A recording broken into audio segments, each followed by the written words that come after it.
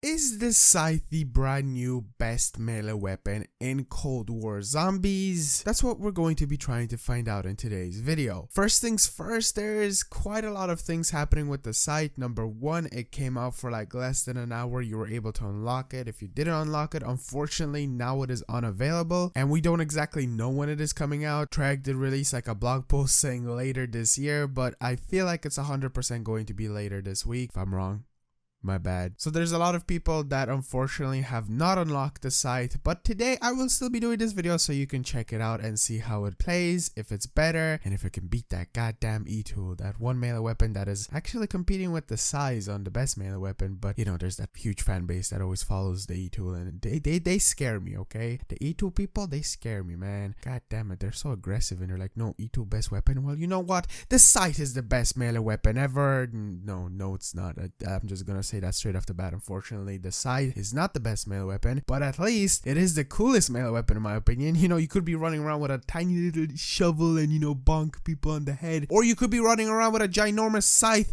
and slash zombies left and right and bonk them on the head as well with the Scythe, because if you don't know, the first things first, the Scythe has like 3 different attacks. It swipes left to right, right to left, or from top to bottom. Honestly, nothing too special. It's pretty slow. I think it's like one of the slowest, well, the machete is definitely the slowest. I think it's around the machete's slowness of swinging, but it's not as slow. I'm definitely not struggling to kill the zombies, but it does feel like, ooh, it takes a minute. And it makes sense. It's a goddamn Scythe. Now, another thing I need to say is this Scythe is not only super badass, as I mentioned, but it also just works so perfectly with Ghostface. Like, look at him. He just so happy. It just works perfectly. I know that's not his like signature, you know, killing weapon in the movies. It's like that big ass Bowie knife, whatever you want to call it, but it just looks so good because he looks like death, you know, the whole like Grim Reaper running around with like the Scythe and killing stuff. I don't really know the Grim Reaper story fully, but it just looks so cool. Now, if you're wondering what the Scythe sounds like, we always do this thing with normal weapons that shoot, but I'll still do it for this. So let's listen to how it slashes and does stuff. I don't know what else to say.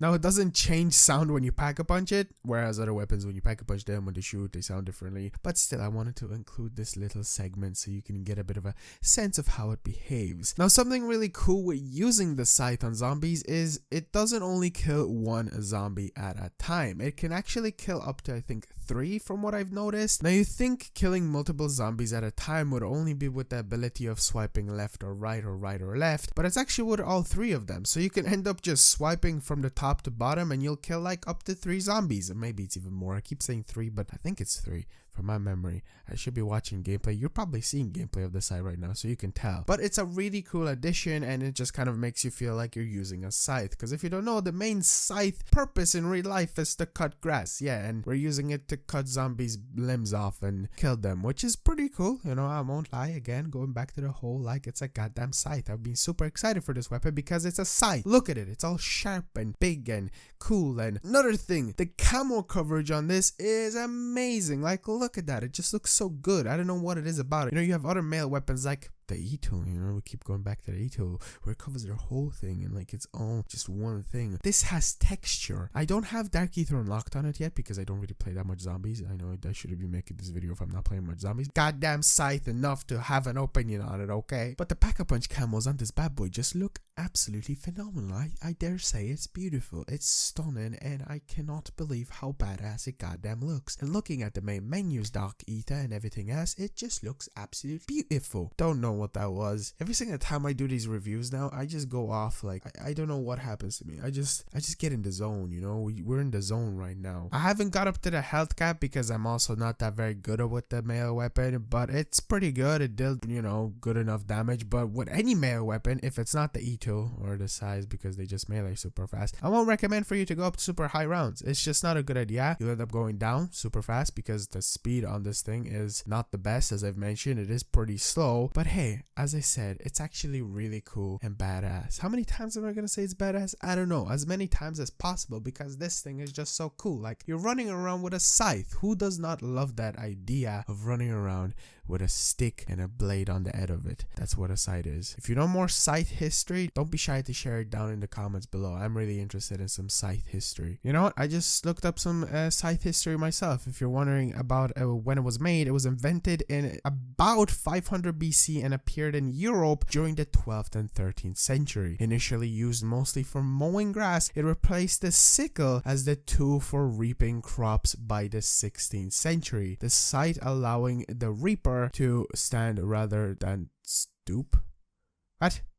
I don't even know that, but thank you, Google. Thank you for this insight on the scythe. Now, coming to the end of this video, as always with all of them, do I recommend for you to unlock this? Of course, but whenever that challenge comes out, you might be watching this when it's out, and go out there, complete that challenge. It's only like on zombies. Go get those 200 kills with insta kill. I made a video if you're interested on how to complete it very fast, but I can just tell you right now, either go on to Onslaught. I saw a lot of people saying play Onslaught. Personally, I would go on to Forsaken, because on Forsaken in the starting room, you will end up getting an insta kill literally in the first like 2 minutes of playing. I completed the challenge in less than that hour that it was out. Like, that's how fast you're able to complete it. I think I completed it in like 20 minutes. Like, I'm not even joking. It's super fast to unlock it on there. Forsaken all the way. You can say Onslaught, but did you unlock it in 20 minutes? No, that's what I thought. Maybe you did. Maybe you got it in like 10. But hopefully that challenge does come out pretty soon. And I don't know if this is the last weapon we're seeing, but I'm going to be doing another video with this weapon. I'm going to just milk the hell out of this site. I don't care what you say. But we're going to be testing it out on the Orda. Every single melee weapon probably does the exact same damage, but it's all about that speed. I just want to go up